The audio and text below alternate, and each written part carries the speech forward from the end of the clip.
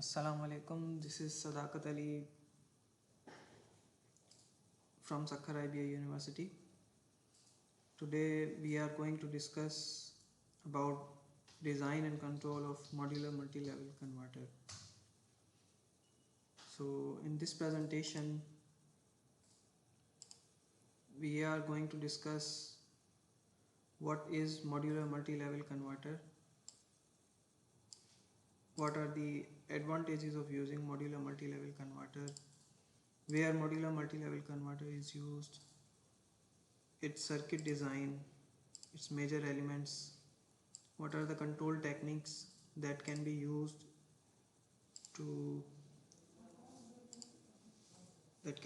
with modular multi-level converter.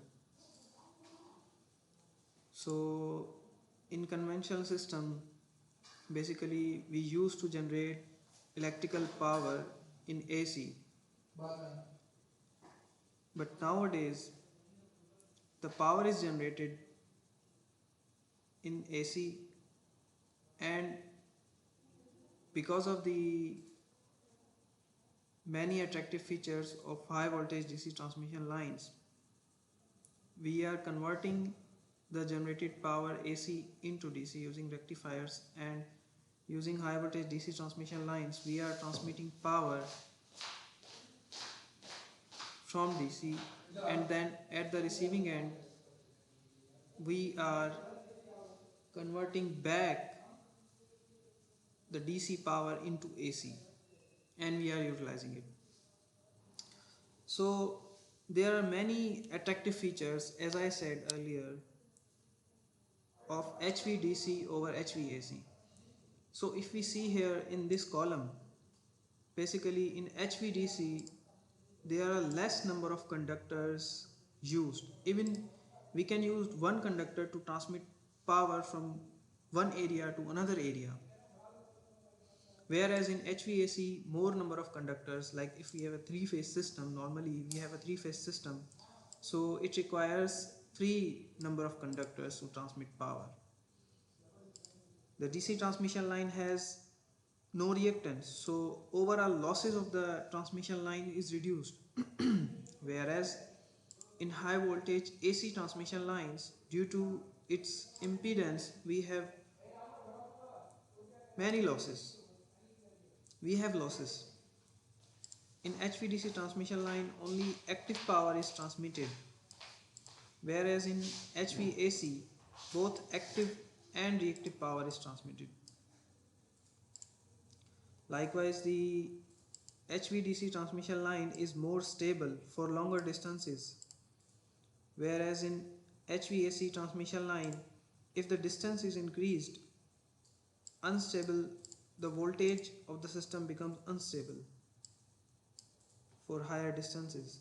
Likewise, the right way in HVDC transmission line is reduced to half, whereas in HVAC system right of way is more. So these are some of the major advantages of high voltage DC transmission lines over high voltage AC transmission lines. Now, for a successful operation of high voltage DC transmission lines, here at the receiving end we need a device that can convert DC power into AC power very efficiently. So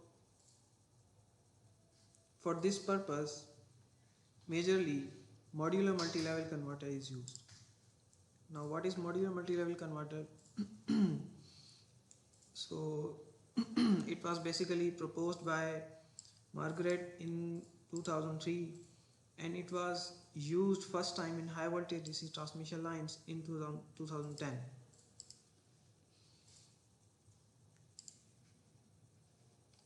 So these are some of the applications where modular multi-level converter is used, but mainly it is used in high voltage DC transmission system.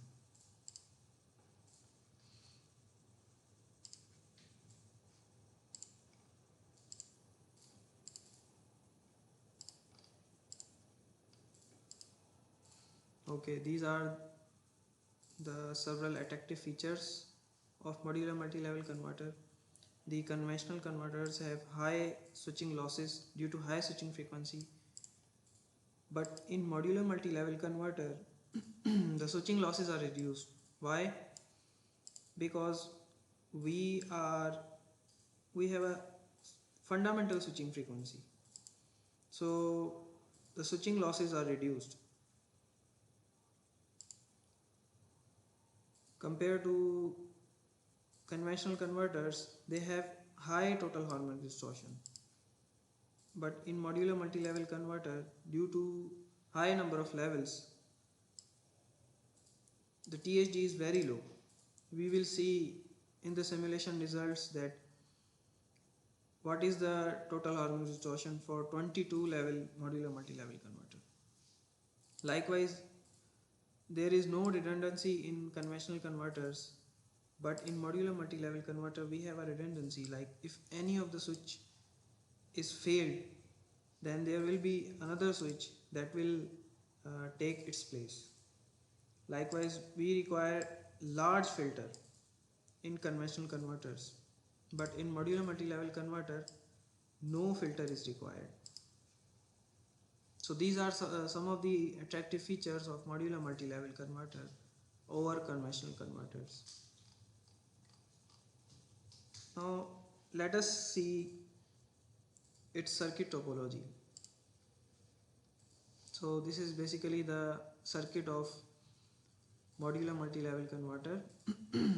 It composed of arms. These are basically the arms of the modular multi-level converter. This is a DC to 3-phase AC modular multi-level converter. This is the upper arm and this is the lower arm. Upper arm and lower arm both are connected with each other using an inductor. Likewise, if we see the submodule of modular multi-level converter, so this is a half bridge submodule. It composed of two switches, S1 and S2, with anti-parallel diodes and a capacitor connected across them. So in order to understand the working principle of modular multi-level converter, we have to first of all understand the operation of this submodule. Now let's see how submodule is working.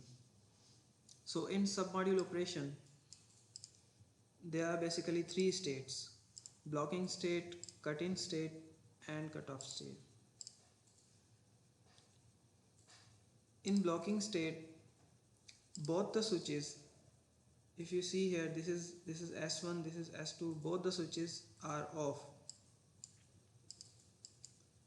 So in blocking state, the current is flowing through these diodes D1 and D2. This capacitor is inserted into the circuit when D1 is on and D2 is off. This is the D1 and this is the D2. So the current I submodule current will flow only if this diode D1 is conducting and capacitor will be charged in this phase. Whereas if we see, if the D1 is off and D2 is on, this means the capacitor would not be charged and it would not be inserted into the arm. Now in cut-in state, the S1, this switch 1 is on, and S2, this switch 2 is off. So in this state, the current flows through this switch because this is on, so this creates a path for the current flow, and S2 is off. So this submodule is inserted into the circuit. Whereas in cutoff state, the S1 is off and S2 is on. So the current flows through this switch 2 and capacitor is not inserted. So this is the simplest submodule operation of modular multi-level converter. Now let's see here if we have a modular multi-level converter with two submodules in the upper arm and two submodules in the lower arm. So let us try to understand how the levels are formed and how basically this output voltage, how we are getting this output voltage. So let's say for our understanding this is the upper loop and this one is the lower loop. Now let us apply KVL, Kirchhoff's voltage law, in the upper loop. So if we apply the Kirchhoff voltage law here, the output voltage V out will be equal to VDC by 2 minus VM1. VM1 is the output voltage of submodule 1 and VM2 is the output voltage of submodule 2. Now in this case, here we are ignoring the effect of this L arm and arm in order to understand the working principle. So this equation is basically the equation of the upper loop. Now let's apply Kirchhoff's voltage law in the lower loop. For the lower loop, V output will be equal to minus VDC by 2 plus VM3 plus VM4. VM3 and VM4 are the output voltages of submodule 3 and submodule 4. So here, in order to understand basically the working principle, we are assuming that the output voltage or the voltage of each submodule is VDC by 2. For the understanding purpose, we are supposing that the output voltage of each submodule is VDC by 2. Now how the levels are formed? Let's see here. Now we will get a zero potential, zero voltage only if the submodule 1 is on and the submodule 3 is on in the upper and lower arm. So if the submodule 1 is on, that means VM2 is 0 and VDC by 2 minus VM1, and VM1 we have supposed here that each output of the submodule is VDC by 2, so we are getting 0 output voltage. Similarly, in the lower loop, if we put VM3 is equal to VDC by 2, so both cancels out and the output voltage is again 0. So the both equations are basically satisfying the that in both the equations the output voltage will be 0. Now how we will get VDC by 2 here? So if I turned on submodule 4, if I insert submodule 4 and if I bypass submodule 1, so I am basically getting the output voltage VDC by 2 here. Now similarly, if I again turn on submodule 1 and submodule 3, and if I am turning off the submodule 4, so I am again getting the 0 output voltage. Now in order to get minus VDC by 2,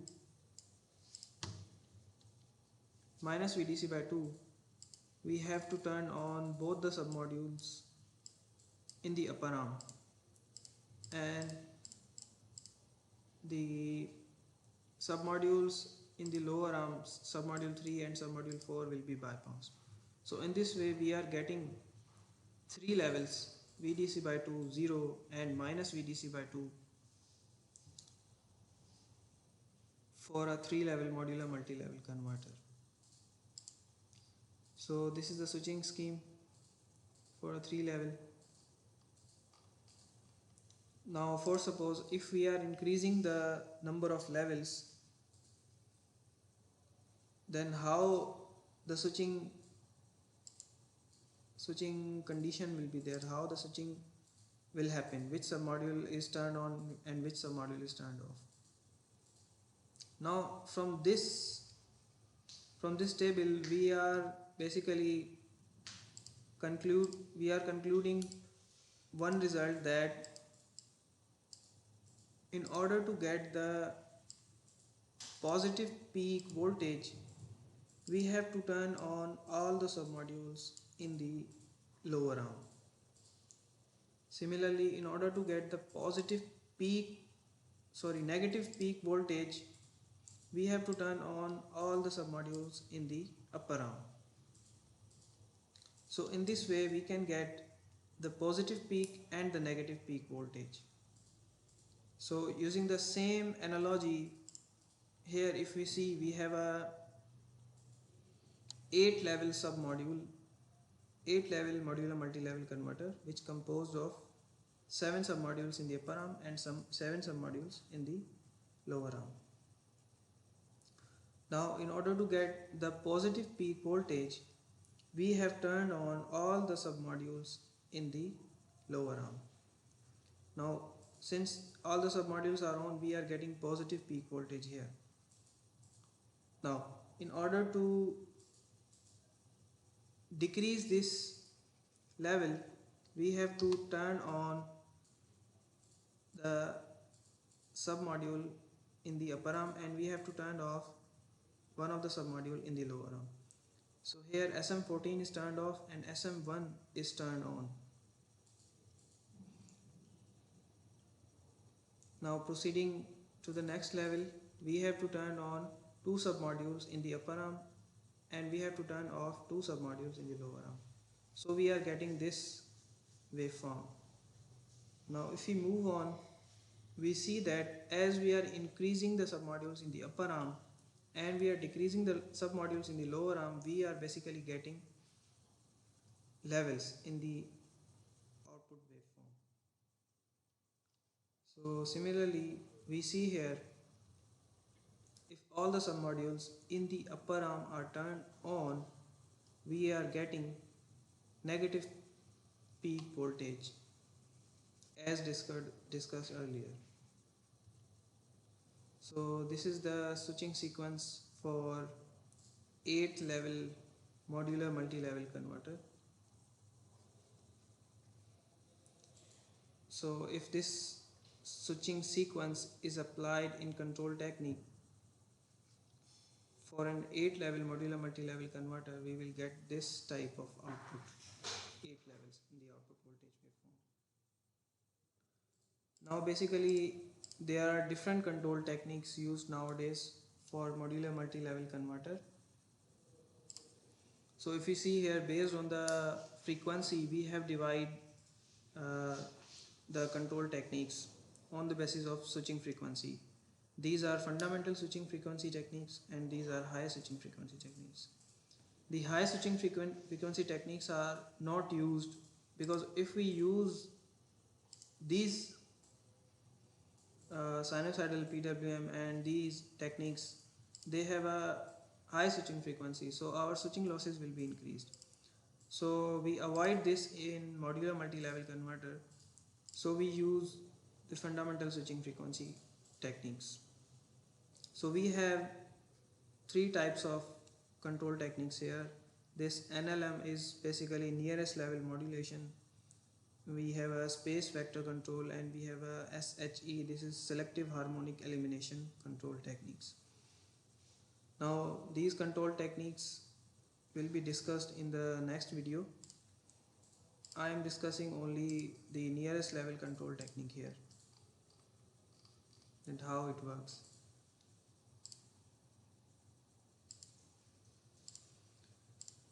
So this is the idea behind nearest level control technique. We are getting a sinusoidal waveform. We are generating a sinusoidal waveform and this N is nothing but number of submodules in upper or lower arm. This N is nothing, so we are scaling this sinusoidal waveform with this N. Now using the round function, we are converting this sinusoidal waveform into a staircase waveform. So this staircase waveform is coming here into this block. In this block we are sorting on the basis of levels. Let's say I have a 8 level modular multi-level converter So according to this waveform, I need certain levels in order to turn on and off my switches. So in this sorting technique, we basically sort out the levels on the basis of its amplitude, and the output of this block will go to each of the switches according to the connection. So let's see. this is our circuit diagram. This is for particularly 4-level modular multi-level converter. This is some simulation model. Here we have connected 3 sub-modules in the upper arm and 3 in the lower arm, and both the arms are connected using this inductor. We are measuring the output current and output voltage. We have a RL load.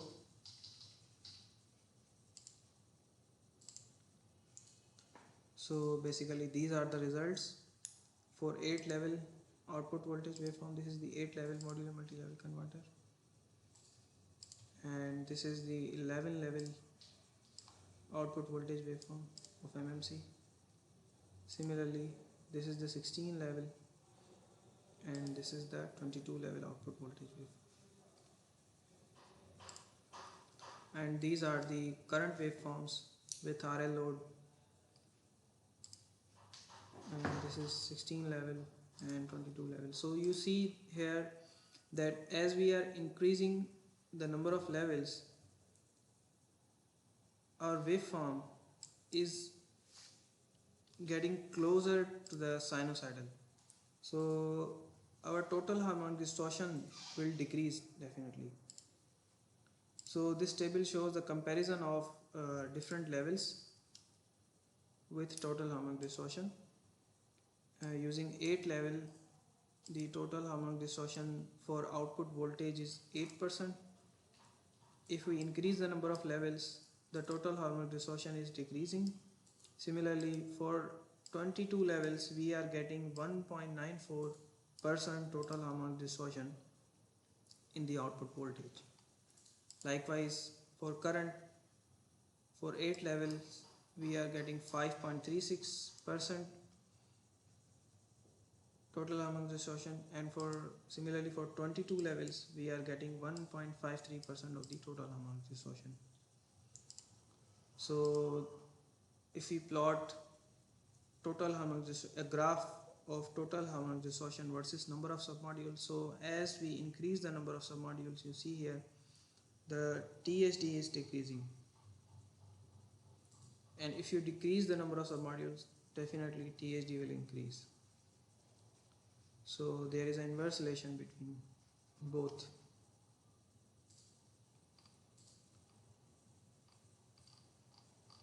So that's all for today's video. We will discuss how these results are simulated in MATLAB and how the control technique is implemented in the MATLAB of this nearest level modulation.